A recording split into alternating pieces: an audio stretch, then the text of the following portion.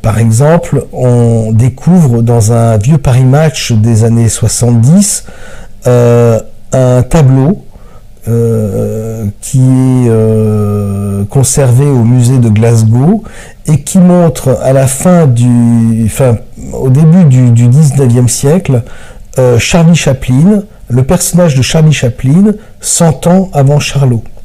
Autre anomalie rigolote, on va trouver dans une lettre papale de la fin du XIVe siècle le personnage de Yoda.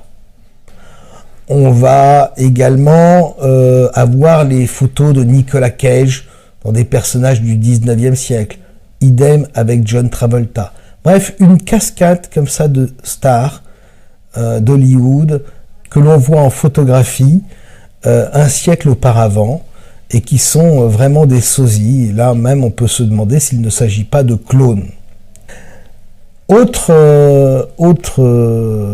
anomalie, mais assez forte, c'est de découvrir une fresque de Raphaël au Vatican.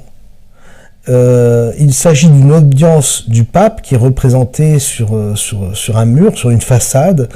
Et sur cette façade, parmi les ambassadeurs qui viennent consulter le pape, on voit un personnage qui ressemble, mais alors trait pour trait, à Sylvester Stallone. Alors ce sont autant de bizarreries qui se succèdent comme ça dans un temps donné et qui nous troublent. Un buste égyptien de la 18e dynastie qui représentait, mais alors trait pour trait, Michael Jackson. Ce qui était curieux, c'est que ce buste, qui était exposé dans un musée, était totalement inconnu des fans de Michael Jackson et puis du monde entier. Et tous les médias, tout d'un coup, ont repris et ont parlé de l'existence de ce buste, qui est vraiment trait pour trait, qui est très troublant et qui ressemble énormément à Michael Jackson. Également, à la même période, découvrir un buste romain du 1er ou 3e siècle après Jésus-Christ et qui est à l'effigie, mais qui ressemble trait pour trait à Elvis Presley. Alors vous avez d'un côté Michael Jackson en buste de la 18e dynastie, buste égyptien, et vous avez tout à coup le buste d'Elvis Presley à l'époque romaine. Et tout ce que je vous raconte, tout ce que je vous dis là, se trouve dans des musées, dans les musées les plus connus du monde, et circulent, vont de salle d'exposition en salle d'exposition. Il y a également un énième tableau de la Joconde qui apparaît de nulle part au musée du Prado, avec pour signature le fameux nombre 666.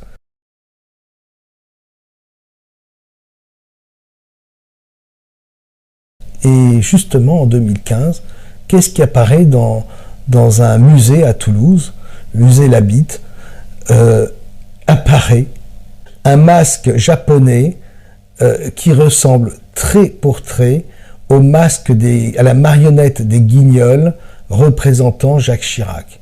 Comment, là la question est de savoir, mais comment ce masque a-t-il pu passer inaperçu pendant toutes ces années? Alors, c'est d'autant plus amusant qu'on connaît les liens de Chirac avec le Japon et également sa passion pour les arts premiers. Bref, ce masque, alors qu'il a été président pendant pas mal d'années, apparaît seulement maintenant, début de l'année 2015. Il y a eu une avalanche de phénomènes, d'anomalies qui sont apparus sur le web. Ça a commencé, vous vous en souvenez sans doute, avec la vidéo de Charlie Chaplin, l'avant-première du film Circus, en 1928 je crois, où l'on voit une fameuse dame au téléphone.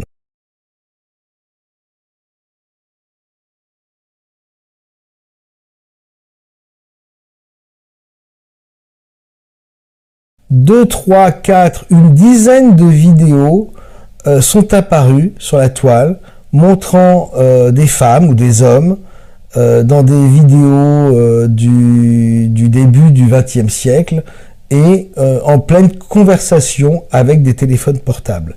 Alors pour le plaisir, je vous invite à regarder 2 de ces séquences, vous allez voir, c'est tout à fait troublant.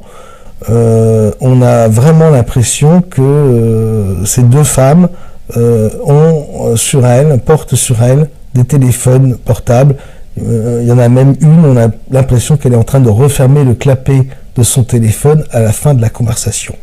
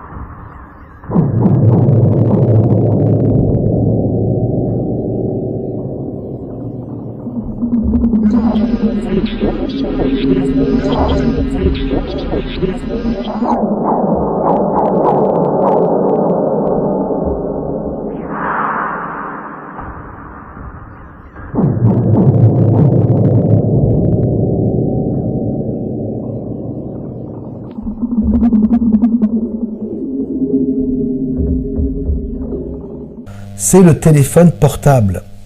Le téléphone portable qui est un des personnages principaux du film Matrix, puisque c'est à travers le téléphone portable que les personnages peuvent voyager, passer d'une dimension à une autre.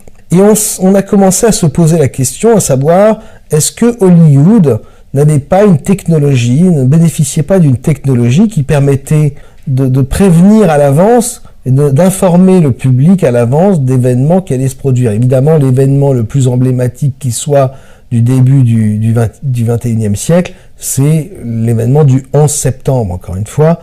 On revient à Matrix et on se souvient tous du passeport de Neo au moment où il est interrogé dans ce bureau des agents de la Matrice, et son passeport, lorsqu'on fait un gros plan dessus, on se rend compte qu'il expire le 11 septembre 2001. C'était un des éléments qui semblait nous indiquer qu'effectivement, à Hollywood, les gens savaient des choses. Autour du 11 septembre, il y a énormément de prévisions par Hollywood de cet événement. Notamment ce que vous êtes en train de voir à l'image. L'événement le plus marquant, c'est évidemment l'épisode pilote de la série des Lone Gunmen, qui met en scène des attentats organisés par des agences secrètes gouvernementales et qui montre comment des avions vont percuter les tours du World Trade Center. C'est quoi le scénario numéro 12T?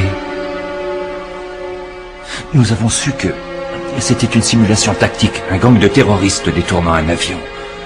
Mais en quoi ça peut justifier un meurtre? La fiction est devenue réalité. Bon, admettons que des pirates de l'air envisagent de s'aligner sur ce scénario. Pourquoi ce serait toi qu'on voudrait assassiner? Tout dépend de qui sont les organisateurs. Les personnes qui ont conçu la simulation?